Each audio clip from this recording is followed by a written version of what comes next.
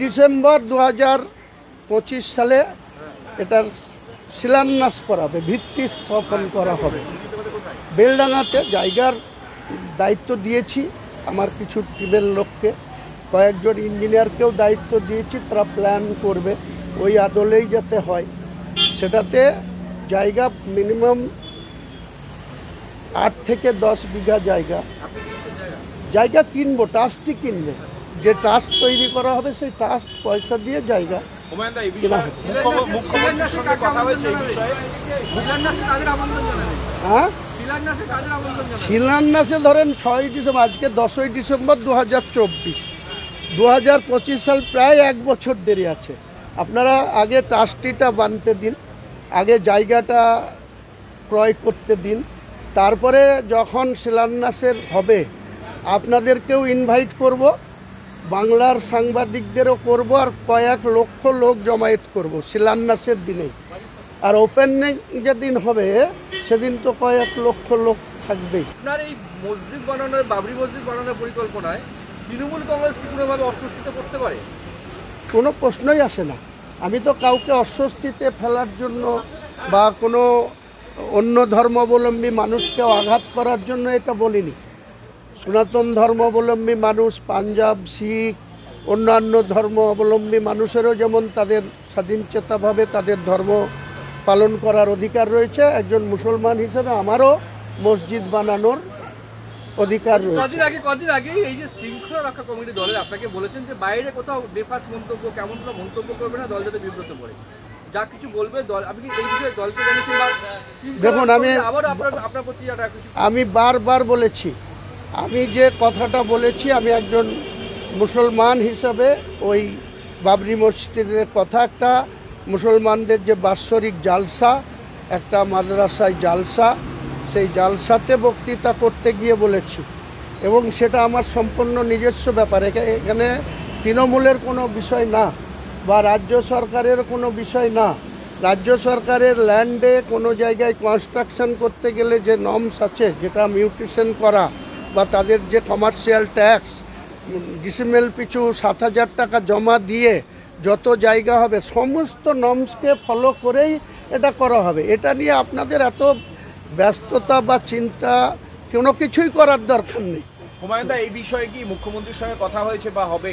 সময় আসলে নিশ্চয়ই হবে। যদি মুখ্যমন্ত্রী আমাকে এই বিষয়টা নিয়ে জিজ্ঞেস করেন, দেখেন যে হঠাৎ করে তুমি এটা কেন বলছো বা কি তোমার ইচ্ছে, নিশ্চয়ই মুখ্যমন্ত্রীকে আমাদের ধর্মের মানুষদের যে আবেগ, যে ইচ্ছা, যেটার জন্য আমি বলেছি, সেটা নিশ্চয়ই ওনাকে অনার দিয়ে, উনিই তো আমাদের গার্জেন।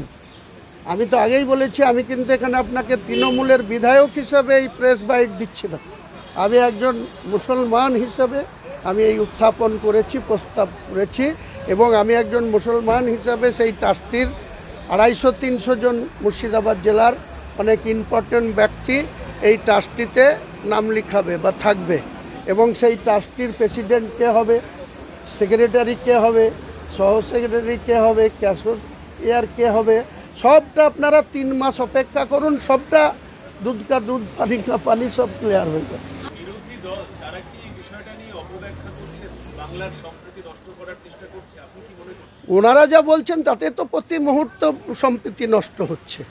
আপনি আমাদের কি ওনার সব জায়গায় খবর আসে, উনি বড় বড় করে বলছেন, ওনার কাছে খবর এসছে 3 লক্ষ রিক্সা নিয়ে নাকি কলকাতা দখল করার জন্য। এগুলো তো উনিই উস্কানিমূলক কথাবার্তা বলছেন, আমরা বলিনি। এতে তো আমাদের এখানেও সম্প্রীতি নষ্ট করার মতন অভিপ্রায় নিয়ে ওনারা কথা বলছেন। আমরা চাই বাংলার মানুষ সম্প্রীতি নিয়ে থাকুক, গোটা ভারতবর্ষের মানুষ সম্প্রীতি নিয়ে থাকুক। বিধানসভায় তো আপনার সহকর্মী পরিষদীয় দল, যেটা বিজেপির পরিষদীয় দল, তাদেরও কি আমন্ত্রণে ডাকবার ইচ্ছা প্রকাশ করবেন নাকি? দেখুন, এটা সময় সাপেক্ষ ব্যাপার। আমি আগেই বলেছি, উদ্ঘাটন করার সময় আমি রাজ্যের মাননীয় মুখ্যমন্ত্রীকে আমাদের ট্রাস্টের তরফ থেকে দেখা করে ওনাকে প্রেজেন্ট থাকার জন্য বা চিফ গেস্ট থাকার জন্য বলা হবে। আর যখন সম্পূর্ণ হয়ে যাবে, যখন ধরেন 25-এর 6 ডিসেম্বর, ধরেন ঘটনাচক্রে এটা কমপ্লিট হতে 3 থেকে 4 বছর লাগবে, তাহলে 25 থেকে 29 29-এ আবার পার্লামেন্ট ইলেকশন আছে, তো তারপরে করব। উনি তো এখন থেকে গন্ধ খুঁজছেন যে আমি পঞ্চায়েত নির্বাচন, 26-এর বিধানসভা, তারপরে পঞ্চায়েত, তার 28-এ, তারপরে 29-এ পার্লামেন্ট, এসব হিসাব করে বলছি। আমি পলিটিক্স করি ঠিকই, কিন্তু ওনার মতো এত নিচু মানসিকতা নিয়ে আমি চলি না। শুভেন্দু অধিকারী যেতে পারে। শুভেন্দু অধিকারী আমার সম্বন্ধে রেজিনগরে খুব ভালো জানেন। ওনাকে ডেটটা মেনশন করবেন যে 17ই জানুয়ারি 2016 উনি আমাকে ওখানে হ্যারাসমেন্ট করার জন্য ওখানকার ওই জেলার সমস্ত এমএলএ, তখন বেশি এমএলএ ছিল না, একজন এমএলএ ছিল, 17ই জানুয়ারি 2016 সুব্রত শাহ, তিনিও এক্সপায়ার করে গেছেন। তারপরে 4টে এমএলএ হয়েছিল। তো সেই সময় উনি ট্রান্সপোর্ট মিনিস্টার এবং দলের অবজারভার ছিল তৃণমূলের, দিদির নাম্বার 2 ছিল। তো তখন উনি আমাকে ওখানে অবজ্ঞা করে, আমাকে অসম্মান করে, আর একজন জেলা সভাপতি তিনি মান্নান হোসেন মারা গিয়েছেন, তিনাকে নিয়ে আমার বাড়ির কাছে তিনি মিটিং করতে গিয়েছিলেন। ও বুনো ওল হলে আমি বাগা তেঁতুল, তো ও আমাকে মাইনাস করে করতে গিয়েছিল। ডেট মেনশন করে বলছি, টাইমটা ছিল 17ই জানুয়ারি 2016, সময় রেজিনগর রিলায়েন্স স্টেশন মাঠ, সময় ছিল 2টো। তো ও যখন আমাকে মাইনাস করে মিটিং ডেকেছিল, ওখানে সভা করতে গেছিল, আমিও ঠিক বললাম ও বাগা ওল হলে আমি বুনো তেঁতুল।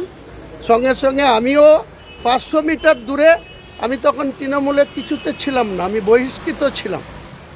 26শে ফেব্রুয়ারি 2015 আমাকে তৃণমূল বিনা কারণে উইদাউট নোটিশে আমাকে বহিষ্কার করে দিয়েছিল পার্থ চট্টোপাধ্যায় মহাসচিব।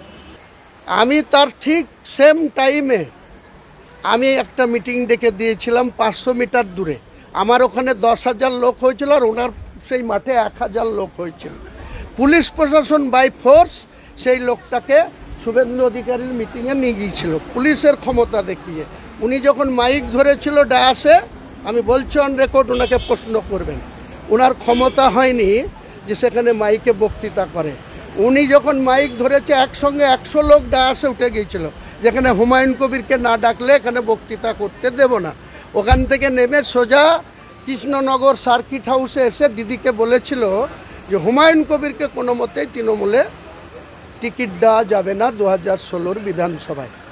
এবং এটাও ব্যাখ্যা করেছিলেন, দিদিকে বুঝিয়েছিলেন যে হুমায়ুন কবিরকে টিকিট দিলে 4টে সিট জিতবে 22-এর মধ্যে, আর হুমায়ুন কবিরকে মাইনাস করলে ছেটে দিলে 12টা সিট জিতবে।